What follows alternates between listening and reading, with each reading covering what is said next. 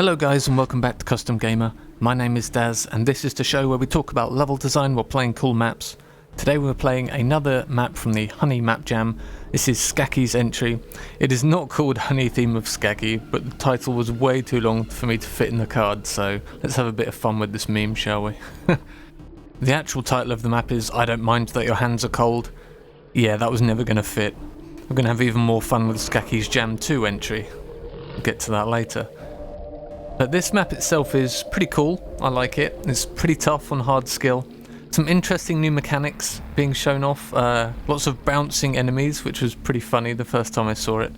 But it tries to solve some interesting issues with Quake gameplay at long range, which is always cool to see. And it's got some cool kind of throwing enemies in your face, lots of monster jumping and stuff like that. And some interesting kind of choices in the layout that the player can make at the beginning. Anyway, let's not just ramble about this. Let's grab our baguettes and retreat to the start of the map.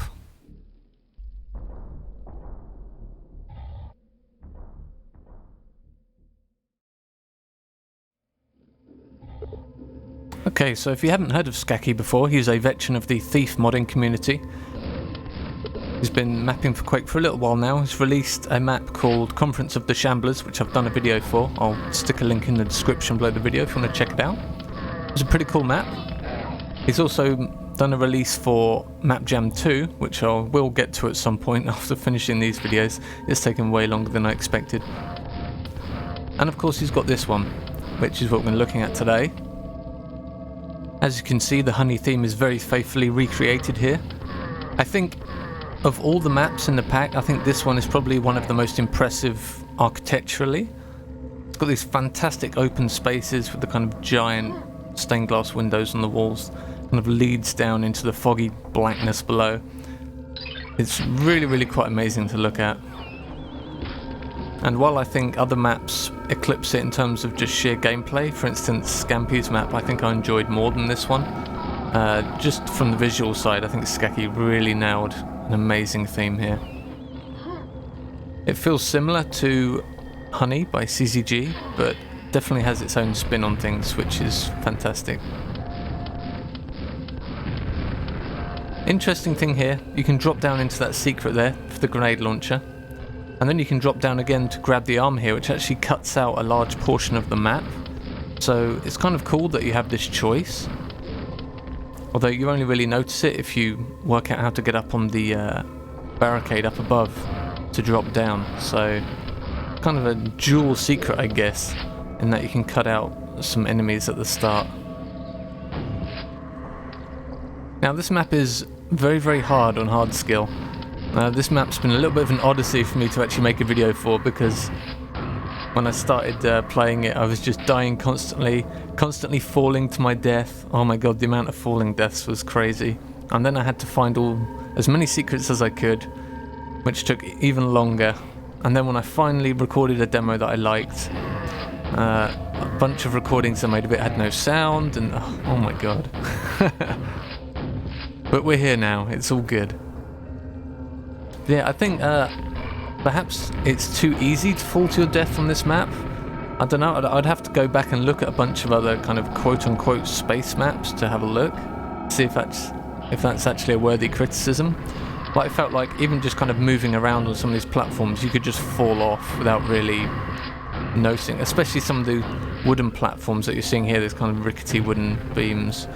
I feel like the clipping on them isn't as solid as it should be. There's a couple of areas where you can literally fall through little holes in them. And it wouldn't be so bad if you just fell down onto the floor below and had to climb back up, but you literally just fall to your death if you accidentally fall through some of the cracks. I think the clipping should be a little bit more forgiving in situations like that, where it's literally death if you fall and it looks like you shouldn't. I think MFX got it right in his Jam 2 map. He had lots of wooden beams everywhere that you could walk along, and the clipping was very solid on those.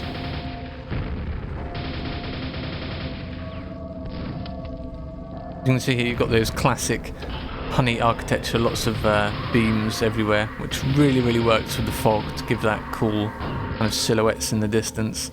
This is probably one of the best maps in the pack for doing stuff like that.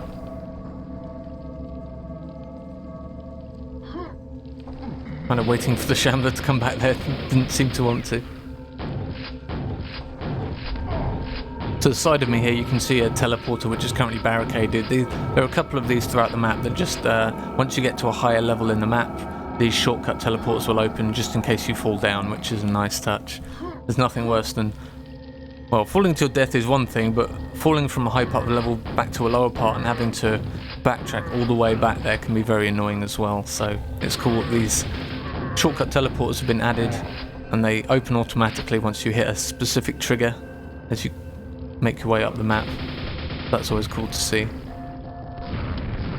Now Skacky saw fit to add spawns to this map, so thank you very much Skacky, you're my favourite person in the universe. And for the most part they use pretty well actually. They're typically kind of hiding in plain sight, you'll go around the corner, see a spawn, usually mixed in with a couple of other enemies, and you kind of have to take him out quickly before they become a real threat. Normally it's pretty easy to do as long as you focus them. So I think for the most part they use quite well. There are a couple of areas like this where it feels a little cheap, where they teleport in behind you and they're given a monster jump to kind of jump right at you straight away. This one here isn't so bad because I have to get up some stairs, which is quite difficult. There's one later on which killed me twice, even when I knew it was coming. It literally teleports in right in front of you, then a monster jump pushes it into your face almost. There are a couple of issues like that in the map where monster jumps are used to kind of throw enemies at you, and it feels a little bit too much in certain cases, where the enemy is literally thrown almost right into your face and you're not given much chance to kind of react.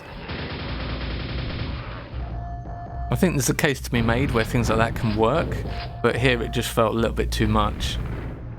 Mostly because as I was learning this map I was having a real hard time and I was typically on low health for most of it, and throwing enemies in the face like that felt a bit cheap. This is one of those levels where it can be quite frustrating when you don't know where stuff is, but once you've played it a couple of times and learnt the layout it's actually a lot more fun. And you could probably use that as a criticism against the map because it should be the most fun the first time through, I guess. If it has added nuance and kind of alternate areas that the player can use on repeat playthroughs, then sure, that's great, but I think you should primarily gear your map towards the first playthrough because most people are going to play your map once. You kind of get one shot to impress them. They're not going to play it once, you know, think, okay, that's average, or that map annoyed me, and then they're probably not going to play it again if that's the case. This is one of those maps where knowledge of the layout and enemy placement and where the secrets are, you actually get much more out of the map on repeat playthroughs.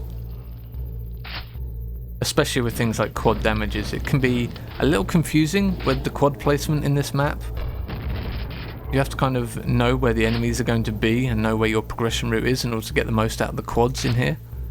Which is, I mean, again, it kind of works for repeat playthroughs, but if it's your first time through the map it can be really annoying.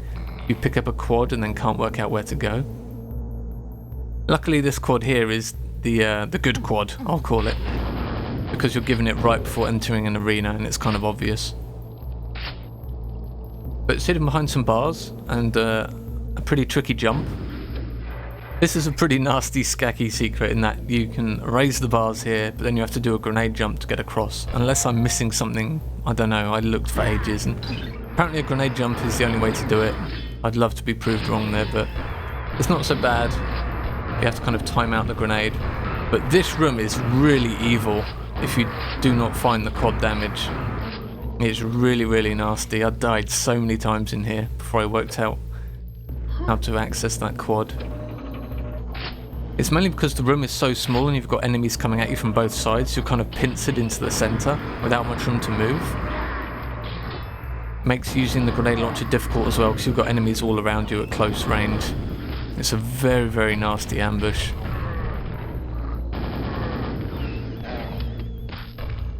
Now we can grab the silver key, which you can see from the very start of the map if you look up, and access the silver key door. So it's a cool kind of loop back to where the player started, but you can just kind of access another area now, which is cool.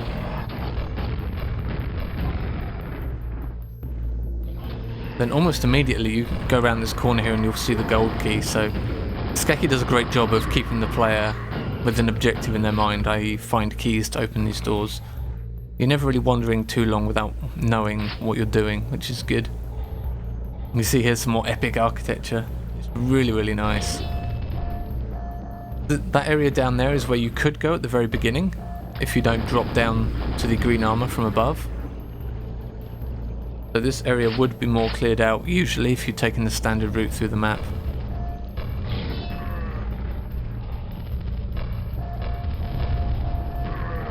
I don't know why I'm killing all these Hell Knights, just see enemies and they must die.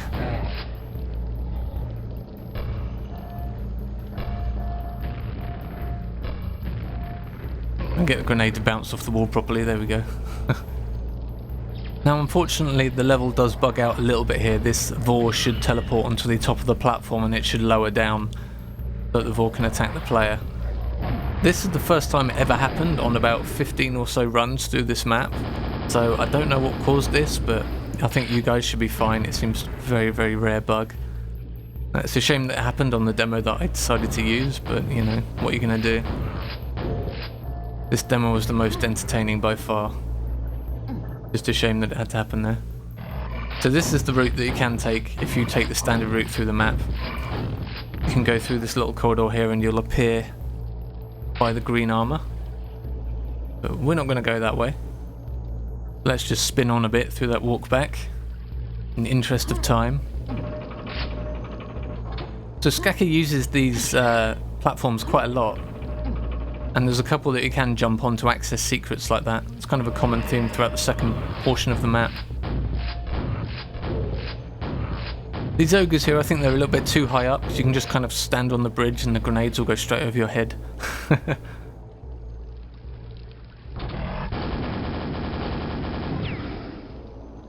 There's another secret hiding down here on these pipes. Generally, if you see large pipes like this, there's probably a secret on it. It's just a friendly tip there. So this is the quad where you kind of need to know where you're going. It is kind of hidden away a bit. Coming up here, we're going to grab the gold key. Now we can work our way back to the, I guess it's like a main atrium, I suppose. There's some really nice supports on the ceiling here that kind of alternate between left and right. It's a nice effect. Just a little visual thing. Now if we hadn't jumped to get the quad, you'd come down this section of stairs as well, and you probably would have cleared out this area on the way down. So there's a few more enemies than perhaps is normal. Again, it's quite nice. The map has this open feel where if you like you can drop down to areas perhaps quicker than you're meant to. But Skacky doesn't stop you from doing that. There's no kind of bars or grating or, you know, kill triggers or anything like that. It just kind of lets you explore around the map at your own pace, and if you decide to drop down onto something, then it totally lets you do that, which I like. More spawns. Again, these ones feel pretty good because they're far away from you when you see them, and it takes them a while to activate to start jumping at you. So I kind of like this spawn. It's cool. I was looking at this altar here in that room, just for secrets. For absolutely ages, I could smell a secret in there to do with that altar, but I don't know.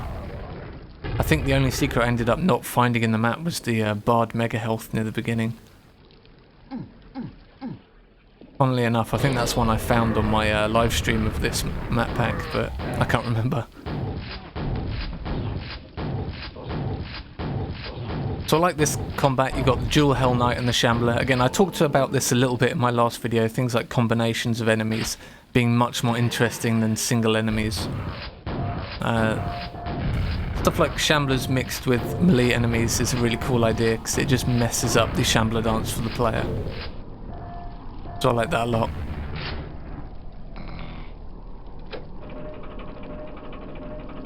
Another cool thing here is that once you go up this lift, you can jump up onto the railing above here and down onto the balcony to grab the ogre's ammo. Which is, it's not really hinted at, but it's just nice that you can do it as a player. If you notice, you can jump up here, you can drop down and get 4 extra rockets, which is pretty nice, because you're gonna need them.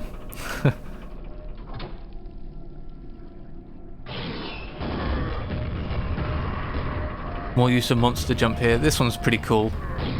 Get the Hell Knights jumping across to you. You can usually get a lot of infighting here with the Scrags and the Hell Knights, which is always fun. Didn't quite work out on this demo, but you know. The Fiend dropping down here is pretty cool because players might notice the secret button on the bottom there. As the Fiend drops down, the player will look up and they might catch it if they're lucky. And we've got some secretception, my favourite kind of ception. So this second secret here is pretty tricky to find. I didn't spot it for ages and ages, so many playthroughs, and I only spotted it on like the second to last one. But the rocket launcher secret is very, very nice to find. It makes the final combat so much easier. In fact, I think it makes it too easy. It's kind of unbalanced on the player's side if you find the rocket launcher. So this next area is quite hilarious. So again, we've got more monster jump shenanigans. Now, unfortunately, if you just kind of stand in the center like this, you're in no danger whatsoever. The ogres just cannot hit you. I think if this had been Shamblers or something, that would have been quite interesting. Perhaps a little bit evil, or Vors or something. Yeah, 4 Vors jumping around firing homing projectiles. Yeah, maybe that's a bit much. But the ogres are no threat at all as long as you stand in the center like that. It's a cool idea. Because again, shooting stationary enemies from long distance in Quake is one of the niggles I have with the game. Especially when level designers do it, but when they jump around this, it just looks a little bit funky. I mean, it's kind of funny the first time, but I don't know, it's just kind of strange. I think perhaps just a moving platform with the enemy on it might be better. You might achieve the same result, but with a slightly less strange effect. I don't know. So we're in the final arena here. It really felt like I was going to get melee enemies teleported in as well, like a couple of Shamblers or something. But unfortunately, all you really get is these ogres on platforms and then a couple of Vors at the end. I mean, I really like the pillars here to block line of sight and to get rid of Vor balls that, you know, you mess up and get following you. But it really felt like I was going to get like a final wave of like some Vors, some ogres, and perhaps a Shambler or some Fiends or something on the platform with you. I think that would have really been a really hectic kind of final wave there, but it felt a little bit anticlimactic here, I think. You can drop down here to the exit. So there you go, 7 of 8 secrets. Again, I think the 8th secret is the Bard Mega Health, which I could never find the button for, unfortunately. So yeah, that was Skacky's Map Jam map. I enjoyed it a lot, but it was brutally hard, and I had so much bad luck recording the video for it. Okay, so we've got one more map from Map Jam 1. We've got Socks map, which I will hopefully get around to maybe Sunday. I'm busy Saturday celebrating birthdays with friends. Gonna get some more Half-Life 2 love out next week as well. I'm gonna do Marnami's Interlopers map competition map, because that was excellent. I really want to do a video for that. So stay tuned, more videos coming soon.